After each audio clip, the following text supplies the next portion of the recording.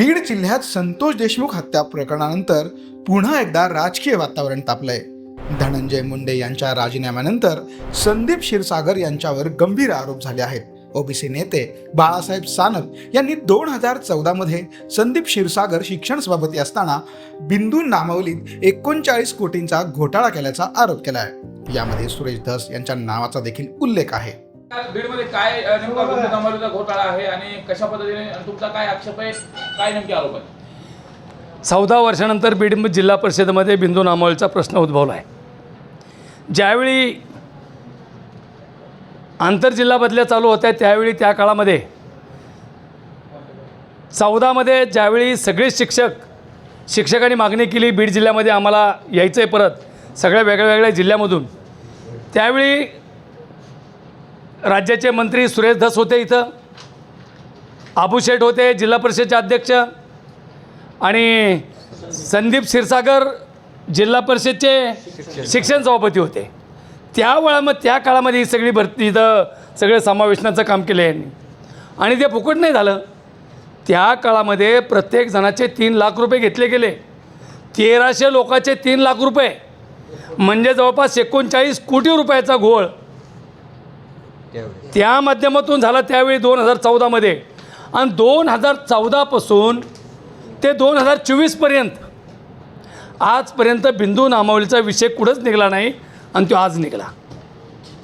म्हणजे जातीमध्ये ते निर्माण करायची आणि एक वेगळा विषय घ्यायचा, अशा प्रकारचं वातावरण बीडमध्ये निर्माण झालं। अरे पण ज्यावेळी आणले तुम्हीच घेतले, आणि आज तुम्ही बिंदू नामावलीचा विषय घेत असताना राज्याच्या उपमुख्यमंत्र्याची तुम्ही दिशाभूल करताय, राज्याच्या मुख्यमंत्र्याची दिशाभूल करताय। या माध्यमातून आम्ही मंगळवारी शिक्षकाचं एक शिष्टमंडळ घेऊन राज्याच्या मुख्यमंत्र्याला भेटणार आहेत, राज्याचे उपमुख्यमंत्री अजितदादाला भेटणार आहेत, शिंदे साहेबाला भेटणार आहेत, ओबीसी व्हिजिएंटीचे मंत्री अतुल सावे साहेबाला भेटणार आहेत, आणि ग्रामविकास मंत्र्याला पण भेटणार आहेत। हे सगळे शिक्षक घेऊन शिष्टमंडळ जाऊन आमची व्यथा मांडणार आहेत। आम्ही आलो आहे, आम्ही त्यांच्याचमुळं आलो आहे, आणि आम्ही आता जाणार कुठं? त्याच्यामुळं हा प्रकार कुठंतरी थांबला पाहिजे। ज्यावेळी 1300 शिक्षक या म्हणजे 2014 मध्ये आले, त्यातले फक्त 179 शिक्षक वंजारी आहेत, आणि 80-90 शिक्षक व्हिजेंटीचे आहेत सगळे, आणि बाकीचे सगळे शिक्षक ओपन कॅटेगरीचे असतानासुद्धा एवढी सगळी प्रक्रिया केल्यानंतर आज तुम्ही व्हिजेंटीच्या संदर्भातल्या शिक्षकाचं तुम्ही आज बिंदू नामावलीचा विषय काढता, हे 100% चुकीचं आहे। तुमच्याकडे जागा नसत्या तर तुम्ही घ्यायला नव्हतं पाहिजे। मनी लँड्रिंग झाले खूप मोठ्या प्रमाणात व्यवहार झाला, आणि त्यामुळं त्या पैशाच्या पोटी तुम्ही घेतलं आहे। आमचं असं स्पष्ट मत आहे, जर घेतलं नसतं आम्ही होतो त्या ठिकाणी सुखी होतो, आणि आज राज्याच्या मुख्यमंत्र्याला मंगळवारी भेटणार आणि या सगळ्या व्यथा मांडणार आहे। ज्यांनी केलं आहे, जर चुकीचं असेल त्याच्यावर कारवाई केली पाहिजे, आमची स्पष्ट भूमिका आहे। वाटा गेला सुरेश धस, आबू शेठ आणि संदीप क्षीरसागर हे जबाबदार तिघच आहेत ना। त्यावेळी सरकार राष्ट्रवादीचं होतं, आणि राष्ट्रवादी सरकार झालं म्हणून ती इथं सगळे समावेशन झालं। त्याच्यानंतर त्यांनीच सांगितलं, म्हणजे त्यांचे मंत्री असताना हे झालं प्रकार। सुरेश धसने स्टेटमेंटमध्ये केलं की ते पंकजताई मंत्री असताना ते एवढा घोटाळा झाला, परंतु याच्यात ताई त्यावेळी मंत्री नव्हत्या। उलट त्यांनी ज्यावेळी या ठिकाणी एक्सेस एवढा भरला गेला, त्यांनी एवढे सगळे शिक्षक आले, त्यावेळी 700 लोकांना पगार मिळत नव्हता। गेली 1.5 वर्ष आंदोलनं केली शिक्षकांनी, म्हणजे हे जरी आंदोलनं केली त्याला कारणीभूतसुद्धा हे तिघत आहे। जागा नसताना भरती करून घेतलं त्याचं कारणही तिघ आहे।